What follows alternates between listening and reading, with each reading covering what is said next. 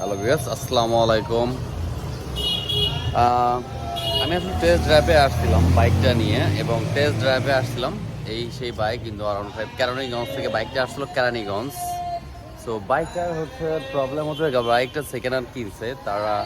কেনার পর হচ্ছে বাইকটা একটা সার্ভিস সেন্টারে দেখায়, সেখানে কাজ করে বা টুকটাক বাইরে যাই হোক। তো বাইকের আমি আসলে আমার কাছে চলে আসছে সাউন্ড নিয়ে, তার সাউন্ড প্রবলেম। তো এই সাউন্ডটা এখন কি পর্যায়ে আছে আসলে বুঝতেছি না। মানে খুব বাজে একটা অবস্থা সাউন্ডের।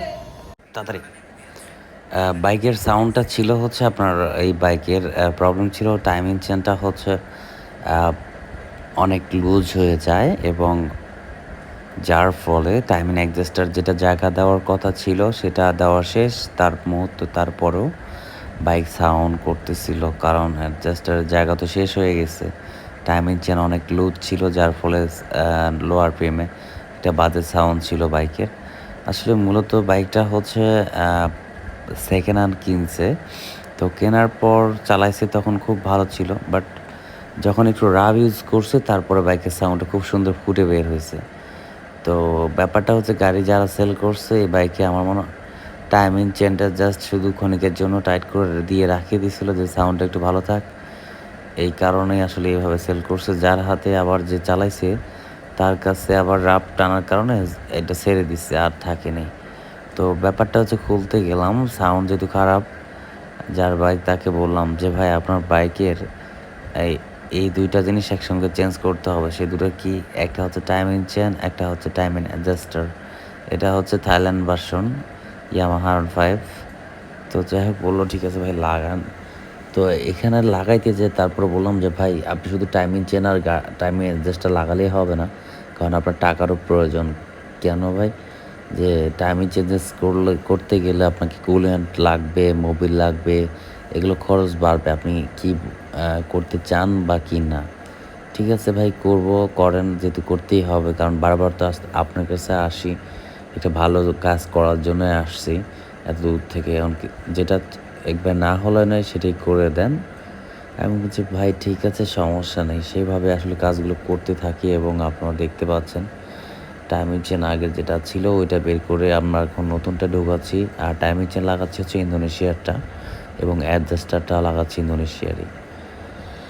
তো এই হচ্ছে লাগান শেষ করলাম, শেষ মুহূর্তে সব কিছু সব কিছু অ্যাডজাস্ট করলাম, করার পর বাইকে যেটা এরপরে আমার কাছে যখন টেস্ট ড্রাইভে গেলাম তখন আমার কাছে মনে হচ্ছিল বাইকের স্পিড কম, যার ফলে আমার কাছে আমি চাইছিলাম যে ওনার যেহেতু বাইরে থেকে একটা বাইক আসছে অবশ্যই একটু দেখে দেওয়া ভালো, কারণ বাইরে কোথায় যা কাজ করবে, কোথায় দেখাবে, কী করবে, এটা হচ্ছে সব থেকে সমস্যা। ওইটা চিন্তা করে আমি লাস্টে ক্লাস সাইড কাভারও খুললাম, খুলে যে দেখি তো ক্লাস প্লেট এই থাইল্যান্ড বাসনে ইন্ডিয়ানটা লাগানো, আর হচ্ছে যে হাফ সেন্টার বাটি বলা হয় সেটা খেয়ে ফেলছে।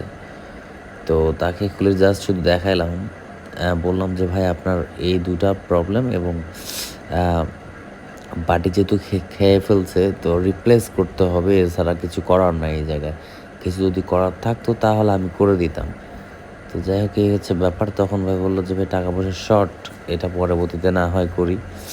আমি বললাম আমি আর জোর দিলাম না, কারণ ব্যাপার একটা হচ্ছে একটা মানুষ একটা অ্যামাউন্ট নিয়ে আসে, একটা সিদ্ধান্ত এইভাবে প্রিপারেশন নিয়ে আসে না, কম বেশি যাই হোক। তারপরে যে সে বললাম যে ঠিক আছে সমস্যা নেই, আমি সাউন্ড টাউন্ডগুলো এগুলো সব ক্লিয়ার করে দিচ্ছি, আপনি এটা যে কোনো সময় যে কোনো মুহূর্তে এই সেটটা রিপ্লেস করে নিতে হবে। কি কারণ এটার জন্য বাইক যদি ক্লাস প্লেট নষ্ট হয়ে যায়, ক্ষয় হয়, যার ফলে বাইক কল হিট হবে, এবং গরম ওভারহিট হলে মানে সাউন্ড নষ্ট হয়ে যাবে। এটা নিয়ে ভয় পাওয়ার কিছু না, কিন্তু একটু সাবধানে চালাবেন। যেহেতু ক্লাস প্লেটটা নষ্ট হয়েছে তাকে এইভাবে বলে দিয়ে সেট টেট করে আবার নতুন করে সেট করলাম। এই হচ্ছে বিস্তারিত এই বাইকের বর্তমানে। কারণ আপনারা অনেকেই সেকেন্ড হ্যান্ড বাইক কেনেন, আসলে সাউন্ড দেখবেন সুন্দর, সাউন্ড যখন সুন্দর আসলে কীভাবে চিনবেন এটা আসলে মহা মুশকিল, কারণ ওপরে চকচকা ভিতরে যদি এরকম সদরঘাট হয় তাহলে তো প্রবলেম। তো যাই হোক ক্ষণিকের জন্য অনেক সাউন্ড স্মুথ থাকে, যা বিক্রি করার জন্য অনেকেই করে কি সব কিছু একটু সেট আপ টাইট করে দেয়, সাউন্ড একটু ভালো হলে বেস্ট যে কিনবে সে ভাবে যে কোনো তো সাউন্ডই নেই, একটা ইঞ্জিন স্টার্ট দিলে কোনো সাউন্ড যদি না পায়, সে আসলে কী বুঝবে আর কী ধরে বলবে যে এটা সমস্যা, সে তো আর বলার মতো। এই জন্য তো বেশি সাউন্ড যদি সুন্দর হয় সেটা অত বেশি ভালো হবে না। আবার যে বাইকে দেখবেন শুরু থেকে যাদের করে এটাকে কাজ করলে এটা ক্লিয়ার, কোনো রিপ্লেস করা লাগে না। সো এই ধরনের সমস্যাগুলো থেকেই যায়। কিছু না কিছু প্রবলেম বাইকে কেনার পর, পুরান বাইক কেনার পর কিছু না কিছু খরচ আছেই। যাই হোক, একটা বাইক হচ্ছে একজনের হাতের বাইক আরেকজন ইউজ করবে, এটা স্বাভাবিক। সে চাবে তার জিনিসটা ভালোভাবে এবং পারফেক্ট মতো সে জিনিস